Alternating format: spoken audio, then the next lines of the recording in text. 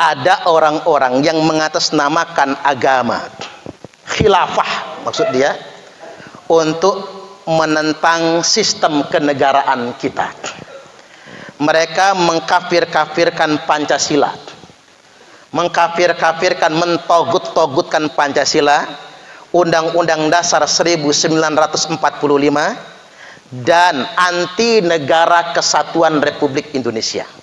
Mereka ingin menegakkan khilafah. Nah, terhadap fakta ini yang saya sayangkan, banyak politisi di atas yang terkesan membela mereka.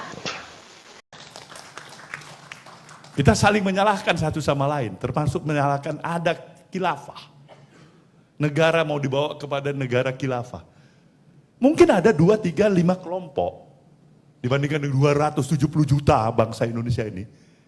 Bilanglah ada, katakanlah 100.000 orang. Kita memang tidak sepakat dengan itu. Tapi harusnya kita berbesar hati. Masih ada 270 sekian juta lagi yang tidak sepakat dengan negara khilafah itu. Jadi jangan dibalik. Jangan seakan-akan kita semuanya jadi khilafah. Karena ada provokasi yang seperti itu. Pikiran-pikiran ini juga penting. Saya harus membuka wawasan pikiran ini. Kita takut pikiran-pikiran radikalisme, benar. Tapi jangan itu mematikan semua idealisme kita untuk membangun bangsa dan negeri ini.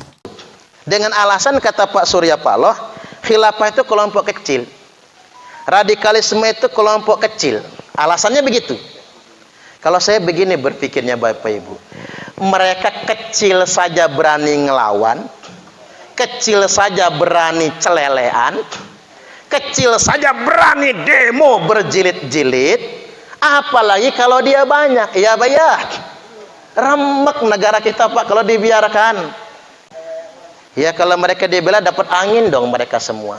Saya ingin sampaikan Bapak Ibu, slogan kebangkitan Islam, slogan khilafah Islamiyah itu manipulasi semua. Mengapa saya katakan manipulasi? 2 alasan yang hendak saya sampaikan. Agar kita ini tercerahkan, harus berani bersuara kita. Mengapa manipulasi? 1, menegakkan khilafah itu nggak ada perintahnya. Jadi kalau ada orang mengatasnamakan Islam untuk menegakkan khilafah, dia memanipulasi ajaran Islam. Karena nggak ada perintah menegakkan khilafah dalam Al-Quran dan Sunnah. Tunjukkan, tidak ada satupun dalilnya yang memerintahkan menegakkan khilafah. Jadi kalau diskusi sama orang Khilafatul Muslimin, orang Hizbut Tahrir, kelompok-kelompok yang kayak gitu, cara matahnya begitu. Yang kedua alasannya, apa yang mereka katakan kebangkitan itu bukan kebangkitan, tapi kekacauan. Faktanya sudah ada. Di Arab disebut dengan gerakan kebangkitan Arab atau kebangkitan Islam. Bahasa Arabnya Al-Tauratul Arabiyyah. Bahasa Inggrisnya Arab Spring. Baca di Google itu, Wikipedia. Arab Spring.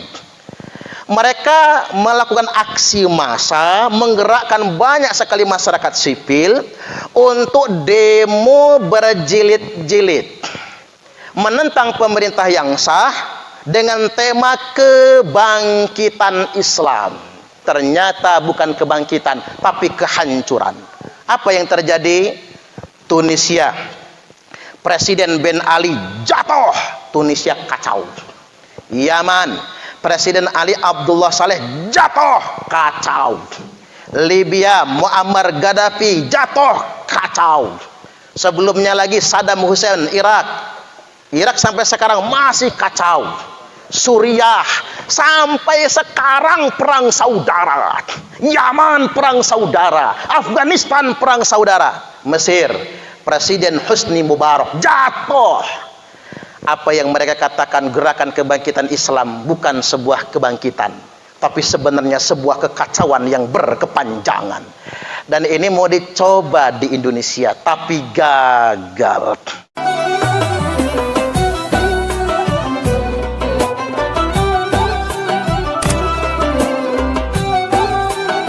Baik Bapak Ibu,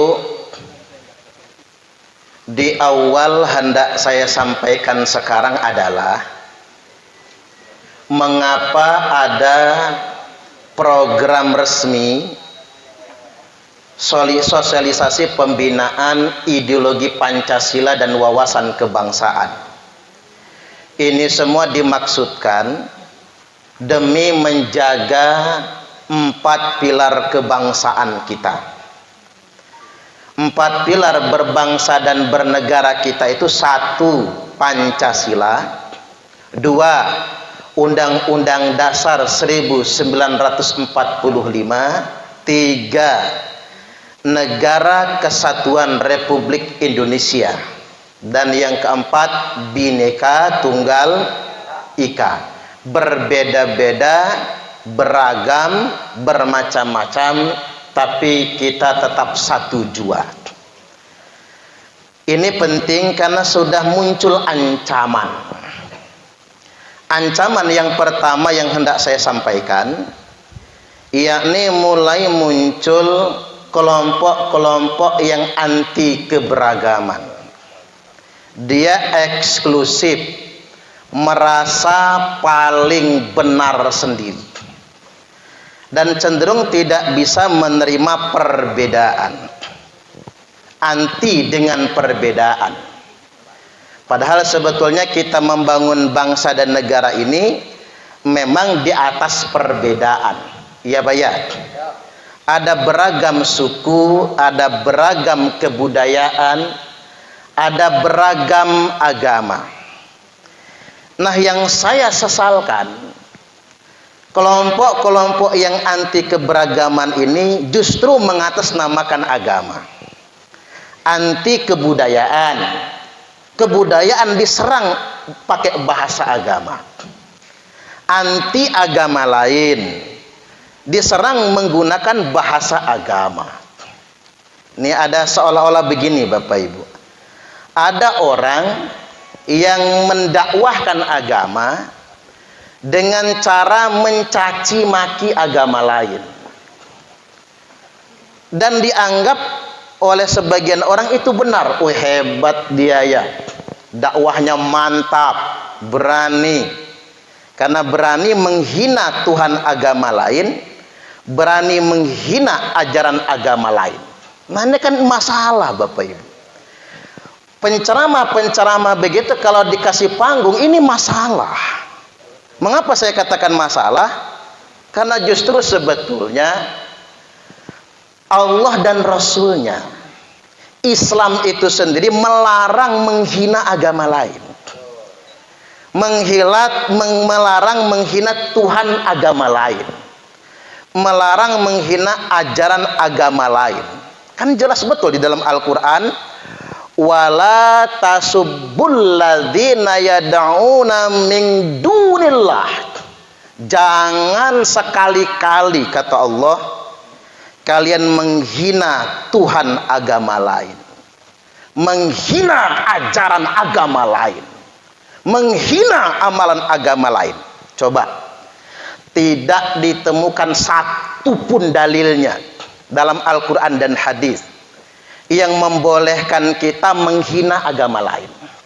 Tapi mengapa ada orang-orang yang merasa sangat islami justru dengan cara menghina agama lain? Termasuk yang kemarin geger di Cilegon ya, yang bikin kita sebel itu malah pemerintah daerahnya ikut menandatangani petisi penolakan pendirian gereja. Ini kan sungguh luar biasa. Coba Bapak Ibu pakai nalar yang sehat, nurani yang terdalam, logika yang sehat. Nggak ada satu pun ajaran Islam yang melarang umat agama Nasrani mendirikan gereja. Nggak ada. Mengapa lantas kemudian orang merasa Islami justru teriak-teriak, emosi, marah-marah, melarang umat beragama lain untuk mendirikan rumah ibadah? Ini masalah ini Pak. Coba kita belajar Sirah Nabawiyah. Dalam kitab Sirah Nabawiyah karya Ibnu Hisham, halaman 426 sampai 428, sejarah nyata, nggak bisa dihapus. Umat Kristen Bani Najran berkunjung ke Madinah mau melakukan kebaktian, dan Nabi memperbolehkan Masjid Nabawi. Masjid Nabawi loh Pak. Masjid Nabawi sebagai tempat kebaktian umat Kristen Bani Najran. Ini kan keren banget tuh. Nah, sejarah begini harus kita kemukakan agar orang kemudian tidak mempolitisir agama untuk anti perbedaan. Kadang-kadang begini Bapak Ibu, kita ini dihadapkan dengan narasi playing victim. Di Indonesia ini begini, playing victimnya begini. Umat Islam dizolimi gitu. Ulama dizolimi. Ini ada apa ini? Ini fitnah ini Pak. Kalau ada yang nanya begitu, umat Islam dizolimi, saya ajarin cara ngejawabnya. Umat Islam yang mana? Coba kita lihat. Masjid berdiri megah semua, ya Pak ya. Bapak Ibu silakan survei. Sedunia internasional ini masjid paling banyak di Indonesia. Kalau di lingkungan saya suka rame Pak, 1 RT 1 masjid. Coba ke Jawa Pak. Ke Jawa itu 1 lingkungan 1 masjid. Kadang-kadang begini, di sini masjid, depan seberang jalan masjid juga. Masing-masing Jumatan. Masing-masing Jumatan. Saya sampai nanya, kok kata saya masjidnya deketan tapi Jumatnya beda-beda. Ini Ustadz, ini Masjid NU P3. Yang depan itu Masjid NU PKB katanya. Iya, orang P3 sholatnya di sini, yang orang PKB sholatnya di sana. Oh, kalau begitu kita juga bikin Masjid NU PDI Perjuangan nantinya. Iya nggak kira-kira? Ya artinya gampang banget Pak bikin masjid di Indonesia ini. Dan mohon maaf, kalau kita mau ungkap datanya, betapa banyak masjid yang tidak punya IMB, izin mendirikan bangunan. Semau-mau. Pemerintah daerah nggak berani negor. Orang bikin masjid nih, nggak izin. Pemerintah nggak berani negor. Mengapa pemerintah nggak berani negor? Nanti dituding pemerintahnya anti-Islam. Nanti tudingannya begitu Bapak Ibu. Padahal nggak izin tuh mendirikannya. Semau-mau. Nah sekarang saya ingin kasih tahu hukumnya. Cari negara yang paling Islami sedunia internasional. Arab Saudi.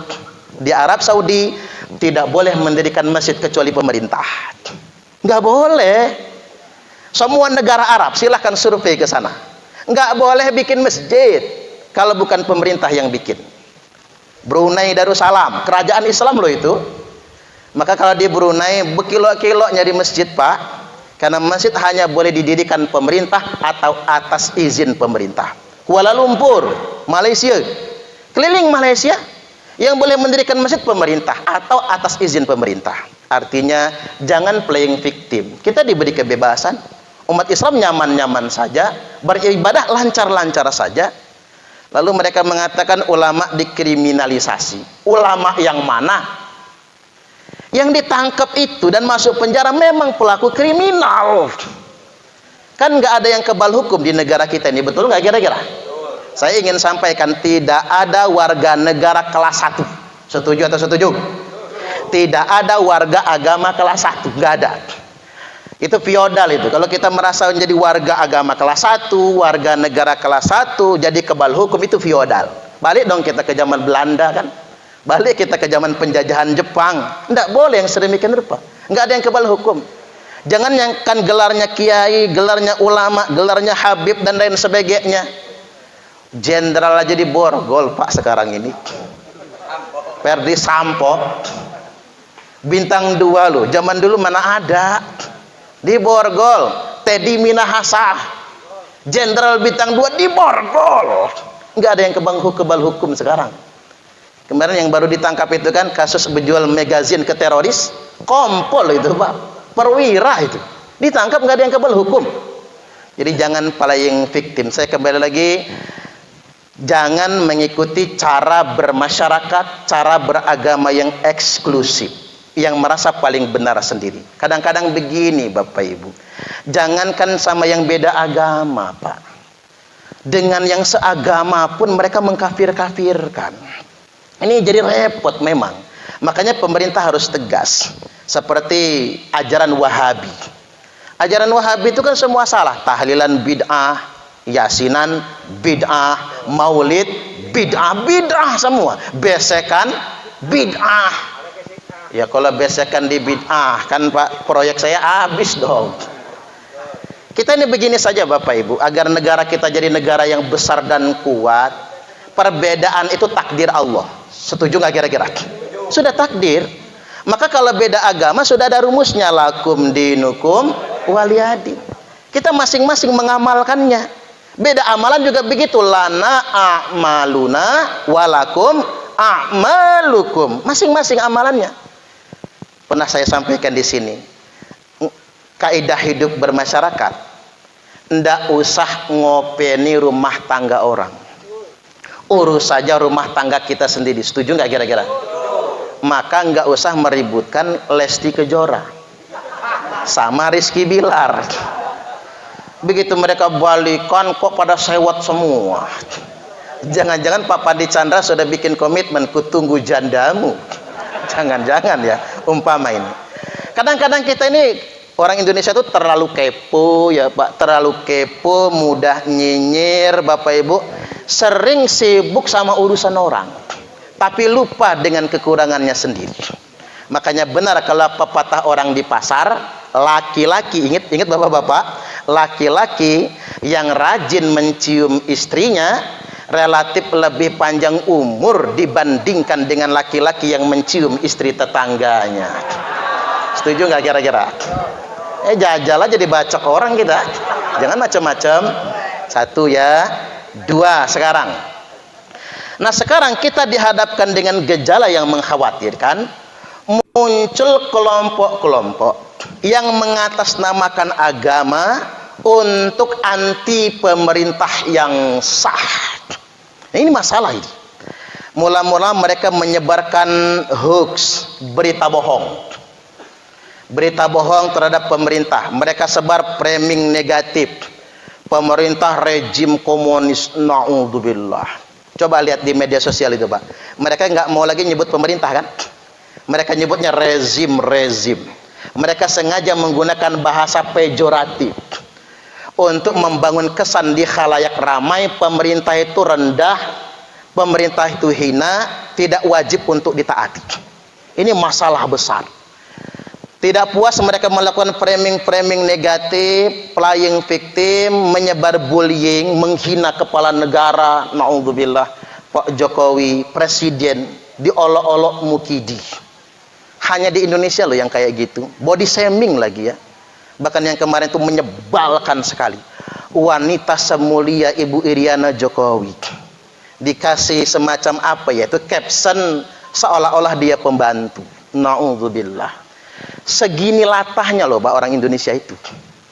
Kalau dia ngomong begitu di zaman Orde Baru, kelar dia di Petrus.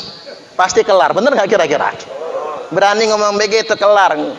Namanya aja nggak tahu di mana lagi, hilang, kuburannya nggak ada. Yang saya nggak habis pikir begitu, Pak Jokowi itu raja loh, presiden, dihina, ibu negara dihina mereka, wakil presiden dihina oleh mereka, bullying. Lalu nggak habis sampai di situ, mereka melakukan fitnah. Nah fakta fitnah yang paling mengemuka dan populer sekarang ini, yang lagi hangat ya, lagi hot, yang kemarin booming, ijazah palsu. Na'udzubillah. Itu fitnah ijazah palsu itu jelas fitnah, tapi dipercaya berjamaah. Itu namanya stres berjamaah. Ya gimana nggak stres Pak? Itu jelas fitnahnya. Sarjana percaya, profesor percaya, profesor loh. Dokter percaya, dokter percaya. Inilah orang itu mengapa nggak boleh membenci. Saya kasih tahu kepada kita semua di sini, orang nggak mungkin sama, betul? Kita nggak boleh benci. Marah boleh, benci jangan. Ngambek boleh. Ibu-ibu pernah ngambek? Sering malahan ya. Ngambek boleh, benci jangan.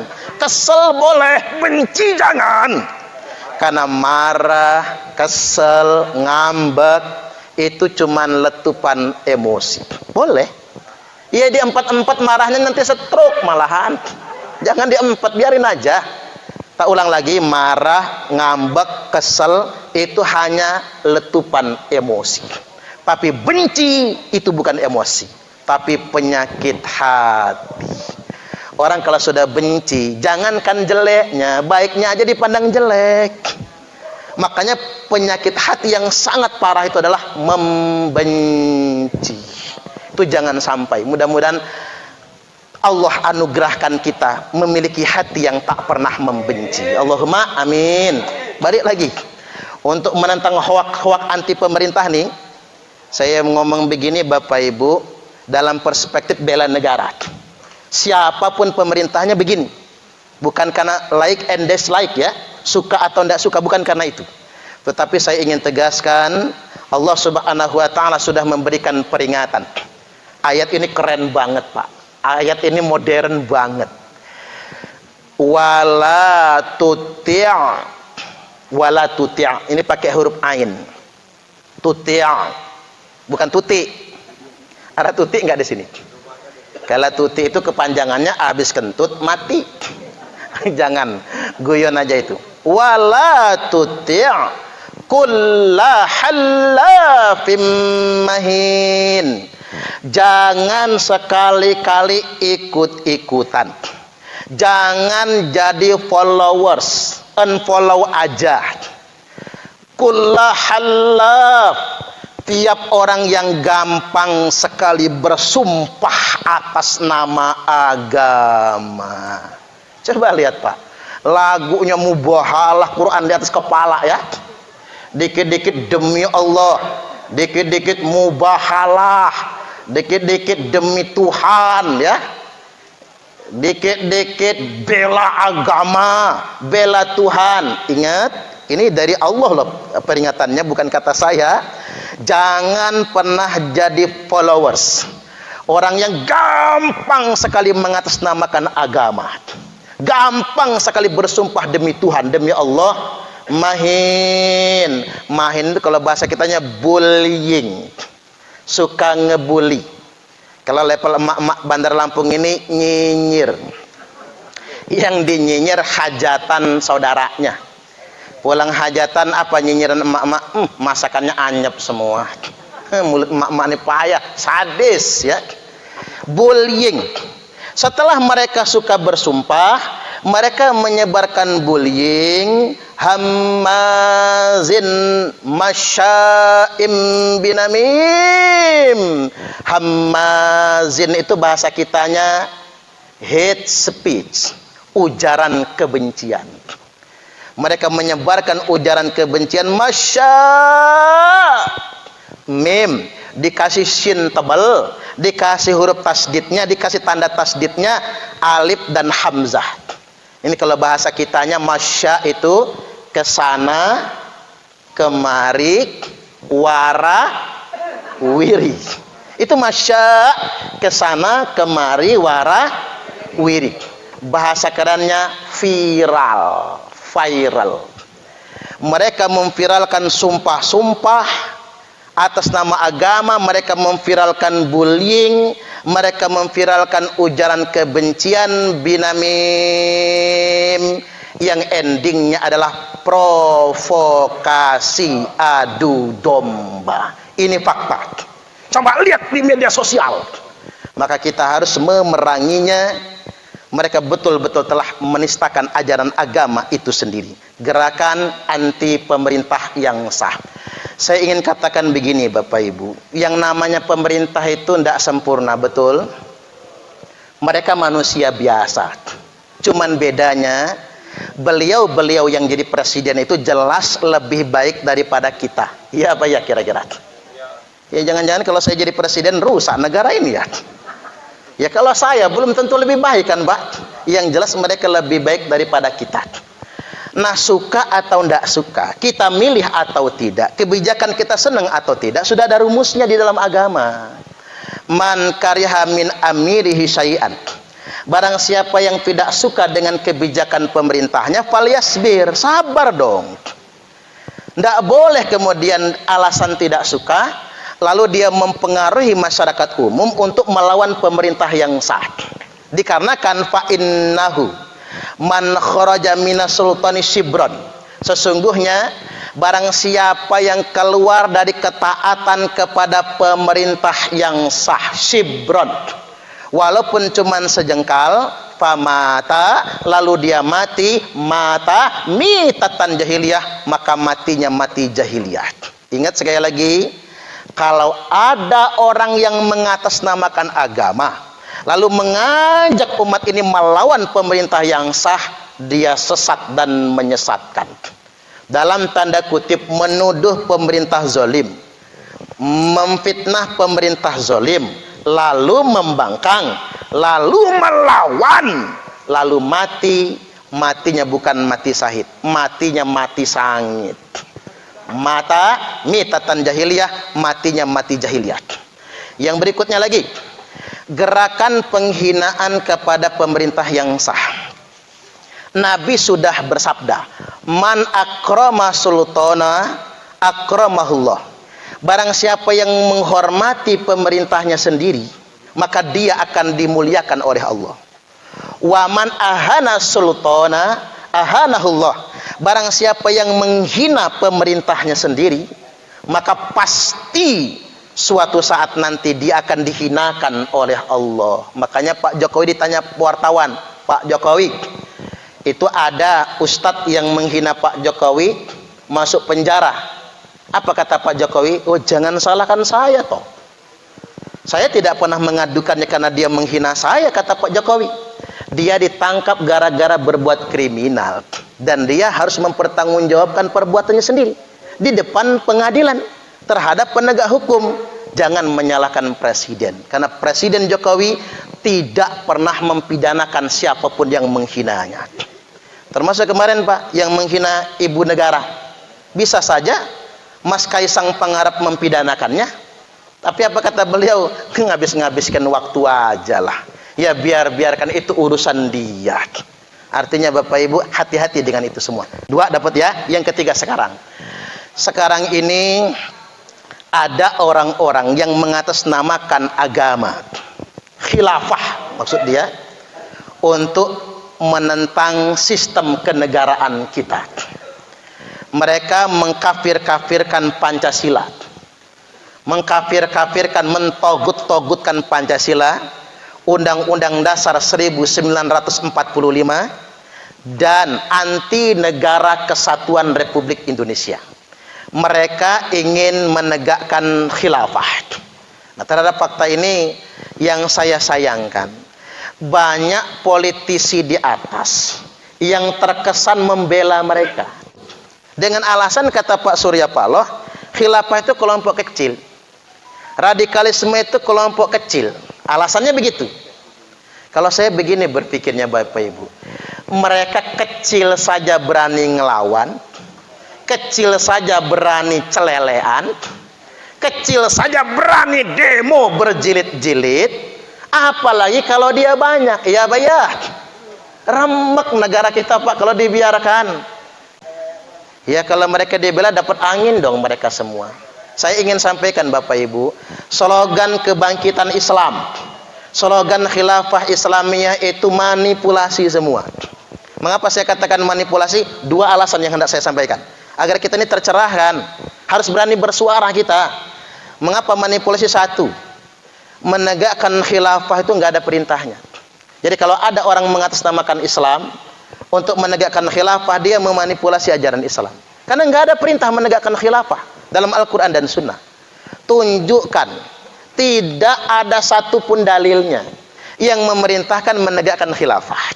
Jadi kalau diskusi sama orang Khilafatul Muslimin, orang Hizbut Tahrir, kelompok-kelompok yang kayak gitu, cara matahnya begitu. Yang kedua alasannya, apa yang mereka katakan kebangkitan itu bukan kebangkitan, tapi kekacauan. Faktanya sudah ada. Di Arab disebut dengan gerakan kebangkitan Arab atau kebangkitan Islam. Bahasa Arabnya Al-Tauratul Arabiyyah. Bahasa Inggrisnya Arab Spring. Baca di Google itu, Wikipedia. Arab Spring. Mereka melakukan aksi massa, menggerakkan banyak sekali masyarakat sipil untuk demo berjilid-jilid, menentang pemerintah yang sah dengan tema kebangkitan Islam. Ternyata bukan kebangkitan, tapi kehancuran. Apa yang terjadi? Tunisia, Presiden Ben Ali jatuh, Tunisia kacau. Yaman, Presiden Ali Abdullah Saleh jatuh, kacau. Libya, Muammar Gaddafi jatuh, kacau. Sebelumnya lagi Saddam Hussein, Irak sampai sekarang masih kacau. Suriah sampai sekarang perang saudara.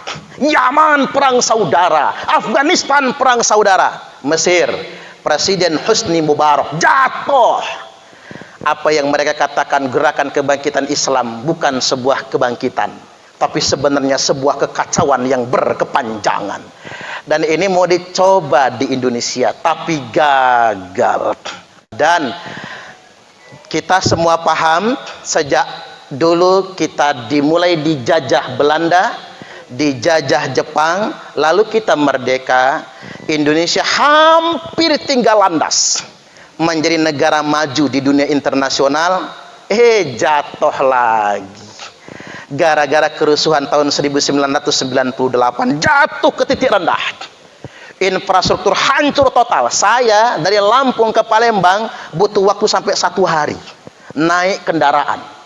Bisnya bingung mau lewat mana, kolam semua jalan lintas Sumatera itu. Nggak bisa dibangun. Alhamdulillah 24 tahun pasca reformasi, Indonesia membangun kembali. Infrastruktur bagus semua. Dibangun jalan tol ke Palembang sekarang 3 jam nyampe. Yang tadinya nggak suka sama Pak Jokowi nyinyir aja jalan tol nggak guna, nggak bisa dimakan. Kata mereka kemarin mudik Lebaran ke Palembang, pulang dari mudik enak sekarang ya, jalan tol lancar 3 jam nyampe Palembang. Kata saya, Jokowi, kata saya, langsung diem dia, Pak, si haters ini tadi. Dan alhamdulillah sekarang Bapak Ibu kayaknya sudah hampir selesai ya. Tol Pekanbaru Padang, Sumatera Barat, itu nembus gunung, terowongan terpanjang, menghabiskan dana 9 triliun. Subhanallah. Mudah-mudahan masyarakat Sumbar makin senanglah sama Pak Jokowi ya. Amin. Ini kan fakta yang mengemuka Bapak Ibu. Nah, mengapa kita bisa membangun Indonesia menjadi ketua presidensi G20? Wah, keren banget Pak Jokowi. Dipuji semua pemimpin dunia internasional. Bahkan baru saja mendapatkan penghargaan Imam Hasan bin Ali dari Uni Emirat Arab sebagai penghargaan perdamaian internasional. Imam Hasan bin Ali itu Bapak Ibu adalah cucu Nabi, penghulunya para habaib, ahlul baitnya Nabi. Makanya kalau ada orang ngaku cucu Nabi, keturunan Nabi, tapi benci sama Pak Jokowi, salah itu. Justru Pak Jokowi dapat gelarnya cucung kesayangan Nabi, gelar Imam Hasan bin Ali, juru damai internasional. Saya berdoa Pak Jokowi nanti jadi dapat hadiah Nobel. Allahumma amin, Nobel perdamaian. Jadi balik lagi, Indonesia makin besar. Dan Indonesia negara kekuatan ekonomi terkuat nomor 7 sedunia internasional. Nah, mengapa Indonesia bisa begini dan sehebat ini? Kita baru 24 tahun pasca reformasi. Karena kita bersatu, tidak ada gejolak yang berarti, semua bisa diminimalisir, bisa dimanage. Kalau Indonesia masih begini, sampai 2035 nanti Bapak Ibu, mudah-mudahan Indonesia menjadi negara terkuat sedunia internasional. Allahumma amin. Tepuk tangan dulu. Segitu aja. Mudah-mudahan ini semua bermanfaat. Yuk kita akur, berdiri sama tinggi, duduk pun sama rendah, berat sama dipikul, ringan sama dijinjing. Mari kita bersama-sama bergandengan tangan saling menguatkan. Perbedaan yang ada di tengah-tengah kita semua bukan menjadi alasan kita untuk bercerai-berai, tapi untuk saling melengkapi satu sama lainnya. Wallahul muwaffiq ila aqwamit thoriq. Wassalamualaikum warahmatullahi wabarakatuh.